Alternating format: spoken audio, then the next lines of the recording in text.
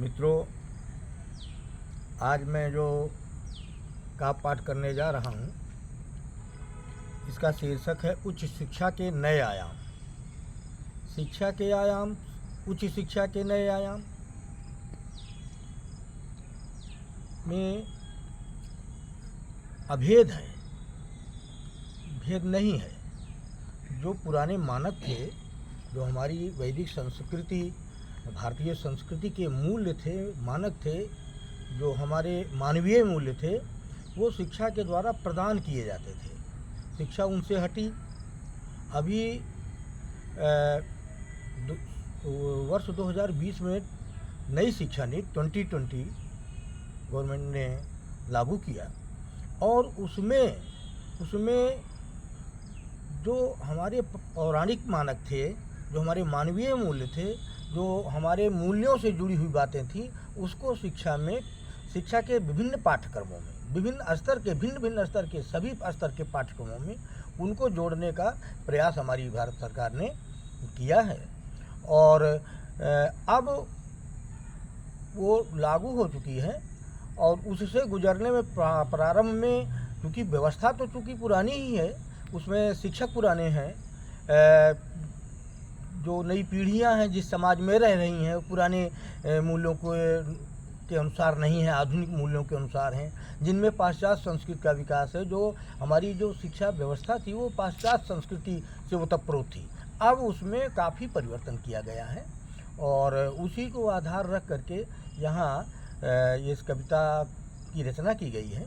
और इसमें बताया गया है कि हमारे जो बेसिक जो हमारे मानव मूल्य हैं, जिनसे हम मनुष्य को परिभाषित कर पाते हैं, उसका इसमें उल्लेख है। वो सब होने चाहिए। नई कोई चीज़ नहीं है, पुरानी ही नए सिरे से अब हमारी शिक्षा व्यवस्था में लागू की गई है और वो सब लागू होनी ही चाहिए थी। बीच में जो अंग्रेजी शासन में, मुगलों के शासन में जो विकृतियाँ आई, जो शिक्षा को जो है तोड़ मड़ोड़ कर रख दिया जो उसका रूप जो है बिगाड़ करके रख दिया गया, शिक्षा विद्रूप हो गई, उसको संवारने का काम नई शिक्षा नीति में किया गया है।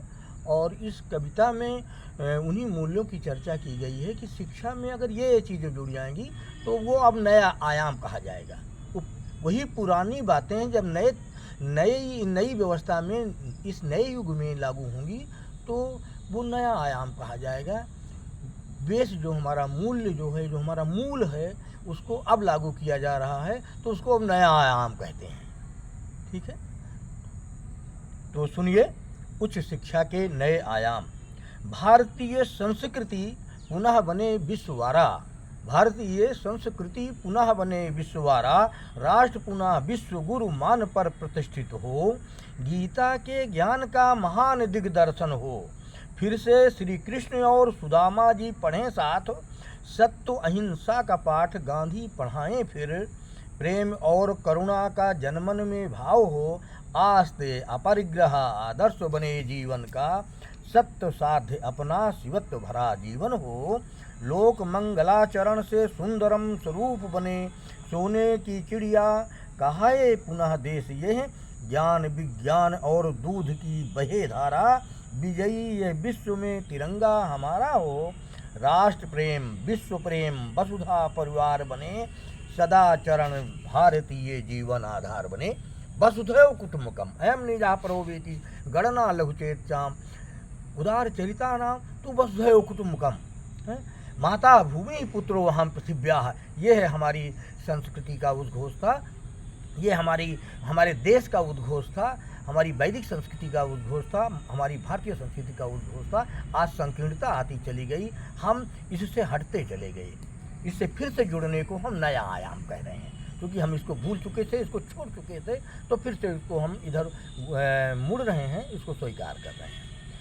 तो विजयी यह विश्व में तिरंगा हमारा हो, राष्ट्र प्रेम विश्व प्रेम वसुधा परिवार बने, सदाचरण भारतीय जीवन आधार बने, माता पिता गुरु सेवा का भाव भरे, शिक्षा हमारी लोक सेवक तैयार करे, आत्म परिष्कार करे, आत्म दर्शन कराए, विकृत जो आज रूप उसको संवार ले, उच्च शिक्षा उच्चाशय को अपने में धार ले, शिक्षा का सम्यक आयाम बने नवायाम।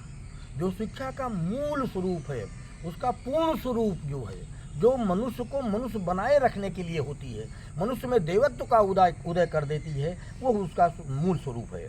तो शिक्षा का सम्यक आयाम बने नवायाम, नया आयाम बने, वो फिर से हमारे अंदर आए, हम उस पर चलें, उस पथ को, सुपथ को शिव संकल्प लें और उस पर अनवरत गतिशील हों। ये इस कविता में बताया गया है। शिक्षा का सम्यक आयाम बने नवायाम, बालक नित्य सुबह शाम करें बड़ों को प्रणाम। हमारी संस्कृति प्रणाम करने की संस्कृति थी, आदर देने की संस्कृति थी, सम्मान करने की संस्कृति थी, हम इसको भूल गए। हम आज बच्चे हाय हलो करते हैं, चरण नहीं छूते, प्रणाम नहीं करते, बड़ों का आदर नहीं करते, उनसे लड़ते हैं, उनको जवाब देते हैं, तो गर्त में चले जा रहे हैं। आज हमारी पीढ़ी, युवा पीढ़ी जो है नशेड़ी हो गई है? उनको दिशा देने की ज़रूरत है, उनको उनका मार्गदर्शन करने की ज़रूरत है। और अब यह जो पुरानी चीज़ें थी, जो हमारे मूल्य थे, अगर बच्चों में वो फिर से भरे जाएंगे तो निश्चित रूप से हमारा देश फिर विश्वगुरु हो जाएगा। तो शिक्षा का सम्यक आयाम बने नवायाम, बालक नित्य सुबह शाम करें बड़ों को प्रणाम, आपस में भाईचारा का भाव जगे, एक दूसरे से सभी बोलें जय राम राम। उच्च शिक्षा के ये ही नए आयाम हैं, उच्च शिक्षा के ये ही नए आयाम हैं, शिक्षा के भी यही आयाम है, शिक्षा के ये आयाम है। हमको शिक्षा परिष्कृत करके हमारा आत्म विकास कर देती है, करके आत्म विकास लोक हित में लग जाना। अब मैं यहाँ प्रासंगिक लग रही है दूसरी कविता की 4 लाइनें मैं यहाँ सुनाना चाहता हूँ। करके आत्म विकास लोक हित में लग जाना, जीवन बने निहाल मिले अनमोल खजाना। ये जो अनमोल खजाना है, जब तक आपके अंदर लोक मंगल की भावना नहीं जागृत होगी और लोक मंगल नहीं करना शुरू करेंगे, लोक सेवा नहीं करना शुरू करेंगे, निश्चित रूप से आपको मुक्ति मिल ही नहीं सकती। वो अनमोल खजाना उसके बाद ही मिलता है, जब आपके अंदर सेवा भाव जगे, सेवा करने में लगें, लोक सेवा में लगें, लोक पीड़ा आपको रिसीव हो, उस ओर लगें। शिक्षा का यही मतलब है, क्योंकि मनुष्येतर जीवन जीने लगता है। अन्य जीव जंतु तो अपने जीवन को, मूल स्वरूप को नहीं भूले हुए हैं, वो उससे नहीं हटते हैं, किंतु मनुष्य जो है अपने मूल स्वरूप से हटा हुआ है। उसे फिर से मूल स्वरूप पर लाने के लिए जो बातें आनी चाहिए, जो बातें ग्रहण करनी चाहिए, जिन बातों को ग्रहण करके अनुकरण करना चाहिए, वो बातें शिक्षा के नए आयाम के रूप में आज प्रस्तुत हैं। धन्यवाद।